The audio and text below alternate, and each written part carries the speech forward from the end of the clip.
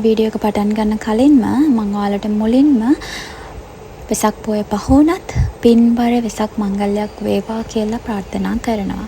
ඉතින් ඔයාලා දන්නවා මම එහෙම කිව්වම මේ කොහෙද යන නැත්තේ කියලා. ශ්‍රී ලංකාවට වෙසක් පොහොය පසුගිය සෙනසුරාදා උදා වුණාට සිංගප්පූරුවේ අපිට පසුගිය ඉරිදා තමයි වෙසක් පොය උදා වුනේ.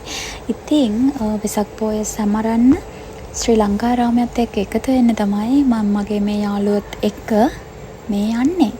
ඉතින් දිගටම එකතු වෙන්න අපිත් එක්ක බලමු අද අපේ මේ ශ්‍රී ලංකාරාමේ කොහොමද තියෙන සැරසිලි මොනවද අපි කරන්න කියලා.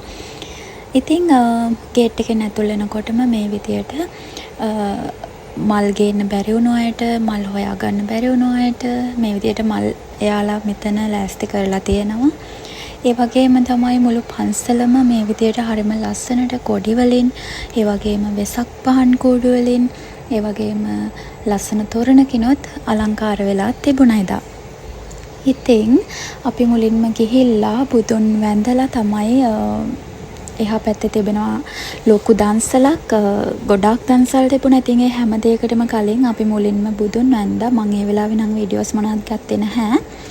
මේ තමයි බුදුගේ මෙතන එහා පැත්තේ තියෙන බෝධීන් වහන්සේ. ඉතින් බලන්න අපිත් එක්ක එකතු වෙන්න. ඒ වගේම තමයි මෙන්න මේ විදියට සම්බෝධ දෙමගුල හරිම ලස්සනට නිරූපණය කරලා තිබුණා එතන. ඒ වගේම ඉතින් මේ තොරණ ඕපන් උනේ මට මතක විදියට රෑ 7ට විතර. ඒ වගේම තමයි ගොඩාක් අය බැතිමතුන් අපේ ශ්‍රී ලංකාවේ ඉඳන් මෙහි වෙත් වර්ක් කරන අය, ඒ වගේම මෙහි PR ගත්ත බෞද්ධ පින්වතුන්, ඒ වගේම මේ සිංගප්පූරුවේ ඉන්න බෞද්ධ පින්වතුන් මේ හැම දෙනාම එකතු වෙලා තමයි මේක මේ ඉතාමත් ලස්සන කරගන්න හැමෝමගේම උදව් ලැබිලා තිබුණා. මේ තියෙන්නේ සවුදන්සලක්. ඒ වගේම මගේ අතේ තියෙන බෑග් එකේ තියෙන බිස්කට්ස්. මෙහි ඉන්න පොඩි ළමයි තමයි මේ දන්සල දුන්නේ. මෙතන තියෙනවා මෙහි තියෙන ශ්‍රී ලංකාවේ කෑම කඩයක්. ඉතින් ඒකෙන් තමයි මේ ලස්සනට ඔයාලට මේ පේන විදියට හරිම රසට මේ විදිහට බත් දන්සලක් ප්ලාස්ටි කරලා තිබුණේ. ඉතින් මේක හරිම රසයි.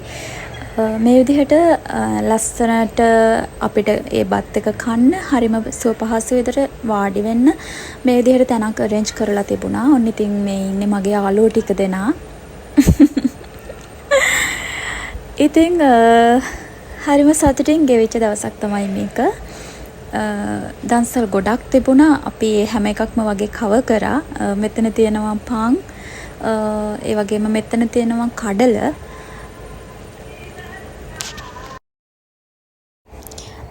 ඒ වගේම මට මතක විදියට කිරි කෝපි තිබුණා. ඒ වගේම අයිස් කොෆි, එතනින් ගියාම මඤ්ඤොක්කා දන්සලක් තිබුණා. ගොඩාක් තිබුණා. ඉතින් ඒ දේවල් වලටත් සහභාගී වෙන ගමන් අපි මේ ඇත්තටම ලංකාවේ අපිට මේ වගේ ලංකාවේ අය ගොඩාක් එකතු වෙලා මේ වගේ අපේ ලංකාවේ දෙයක් සමරනවා කියන එක ඇත්තටම ඒක මතක් වෙද්දිත් මාරයි.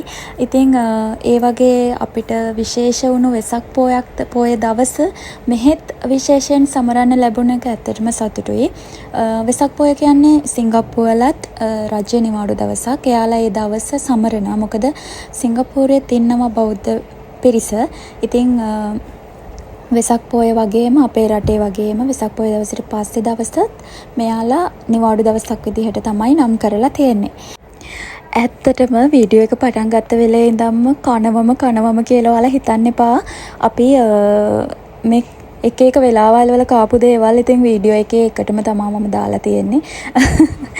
ඉතින් අපි පන්සලට යනකොට හවස 3:00ට 4ට විතර ඇති. ඉතින් හවසට බෝධි පූජාවක් තිබුණා. ඉතින් ඒකට සහභාගී වෙන්නත් එක්ක අපි හැමෝම පන්සලට වෙලා හිටියා. ඉතින් අපේ අතේ මේ තියෙන්නේ මල් පෙති.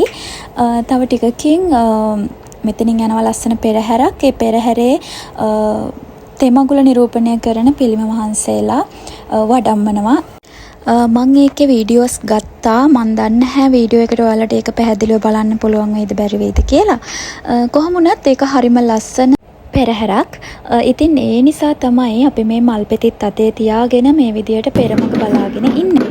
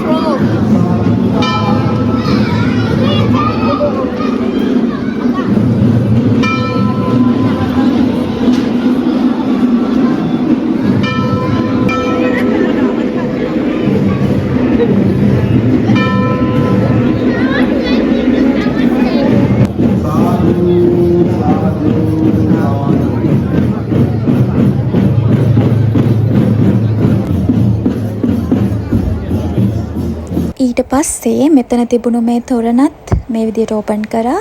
හරිම ලස්සනයි. ඒ වගේම මේකේ නම අපන්නක ජාතකය.